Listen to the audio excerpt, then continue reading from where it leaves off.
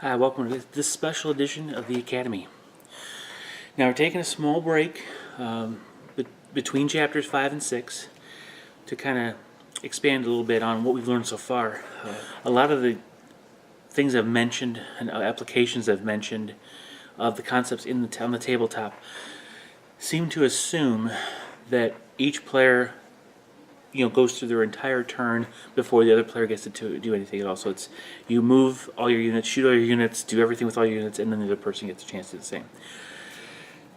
One of the things I realized is that when you get into the game systems, I personally don't play them much. Matter of fact, if you think about it, I can't. Yeah, X-Wing is the only game that I play that kind of fits into this situation, this type of game system. But any game system that uses activation-based turns or initiative-based actions, that may be a little hard to envision. How would you take these concepts and apply them, especially some of these energy concepts?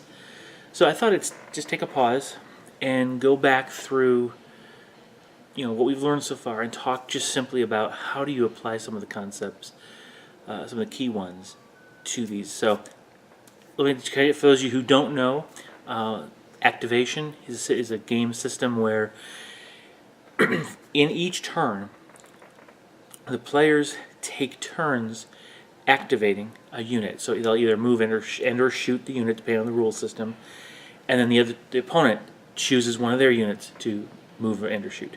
Then the other player, it goes back and forth until one player has completely moved and done everything he can with all of his units, and the other player finishes up with the rest of his units. Then they go on to the next turn. Okay, that's activation based. Now initiative based is a situation where, whether it's in movement or shooting or both, you do not choose the order in which you do things. Instead, the initiative value on the unit that you're playing with determines the order of action. Okay, so higher initiative may go first than lower initiative. Okay, it varies. In an X-Wing, higher initiative moves last but fires first. Lower initiative moves first, fires last. Stuff like that. It doesn't matter what the specifics are. It's just the thing that matters in this concept is that I don't choose which unit moves. The initiative value decides which unit does something next. All right, so with that in mind, how do you apply some of these concepts? Especially the idea of picking your targets, target prioritization, focusing fire on the primary threat, all that kind of stuff. Things change a bit in this activation and initiative perspective, these systems. Because if you think about it, in a situation, a game where you can move and fire all of your units at once, you can focus a portion of your army entirely on the opponent's unit that you feel is the biggest threat before he has a chance to do anything. Very easy to do this kind of fighting. In activation or initiative, it's not as simple, because that threat may fire first, it may fire later. Other units on his side may take out the unit you would use to fire at it. There's all these things to think about all of a sudden. So I'm going to talk in terms of activation, okay, because that's the simpler of the two. But everything I say about the activation here applies to the initiative process. It's just that, again, initiative, you don't choose the order. The game chooses the order for you. Either way, though, you're taking turns making things happen. So, how am I going to do this target priority thing and address the fact that I'm trying to take out a particular unit, and it is very, very possible that my units may get taken out or hampered before they can have a chance to fire at that. Here's where some mental gymnastics are required. Now, it lines up very, very well with measurement and estimation and risk taking, all those concepts that the methods, if you will, that Sun Tzu talked about. And he talks about again, still applying the overwhelming fire.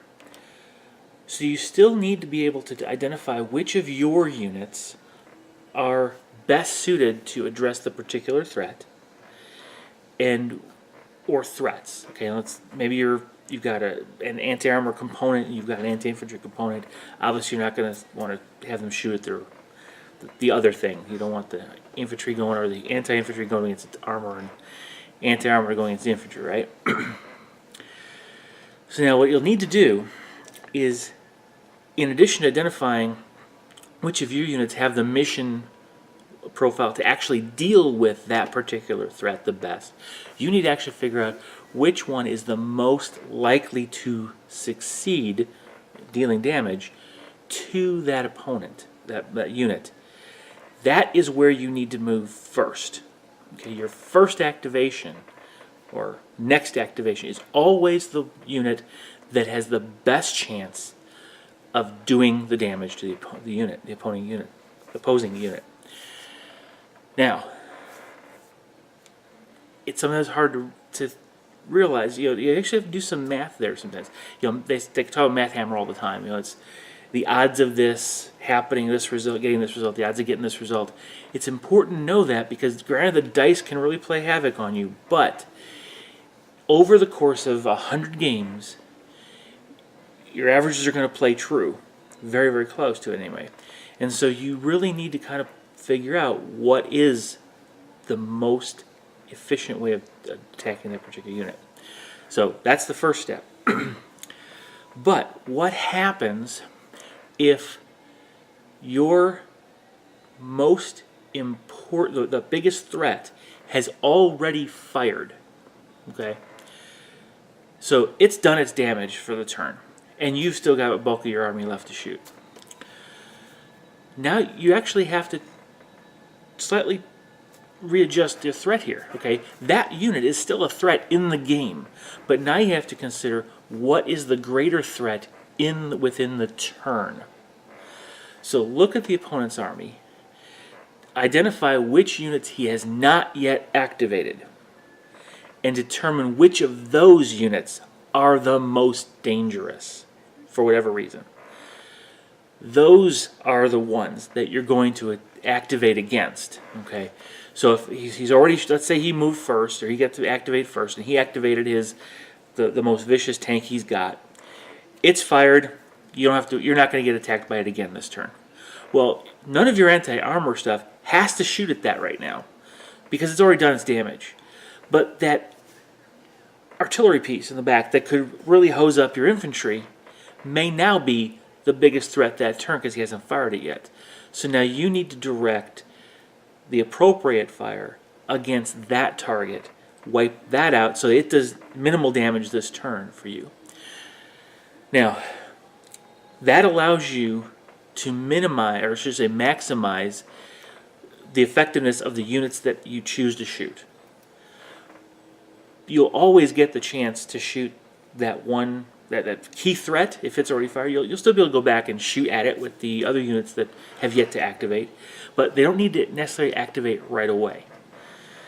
Now, if you have, let's just use this situation because it's relatively simple to picture. Let's say you have 3 armored vehicles with a couple different profiles. One of them is really, really good at penetrating and knocking out armor. The other 2 are pretty average. Your opponent has one heavily armored vehicle that needs to be taken out. Now, if you have 3 of these, what you're going to want to do is make sure that your first activation is the one that's strongest against that target.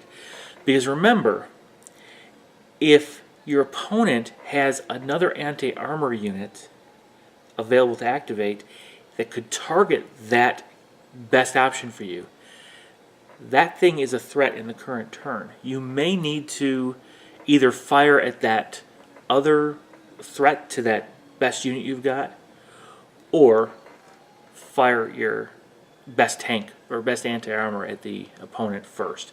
So you got to kind of look and evaluate. And remember, it's all about estimation, measurement, and risk evaluation. I can't really tell you which is the best order to do these things in. Okay, It's based on your assessment of the threats, your assessment of the risks and the benefits of doing one unit versus another. You may make some mistakes. It's okay. Don't be worried about that. Don't let that be putting you off. Stick with the concepts, apply them turn by turn, activation by activation, so that it takes a little more thought. But if you can get really good at that, you will be a little more successful than your opponent. And that's the key to victory. Remember, Sun Tzu said, a general can prevent himself from losing. He can't guarantee victory. The opponent has to make victory possible for him. So you need to focus on not being beat and focus on practicing so that you learn how to activate your units and identify the right target priorities within the turn as well as in the game. Okay. Now, the one thing I'll add to that is position. Obviously, the whole measurement estimation space has to do with physical dimensions on the battlefield. You need to make sure that the units that need to take action are in the position to take the action, whatever it happens to be. So, because activation is important, the order of activation is very important in that game.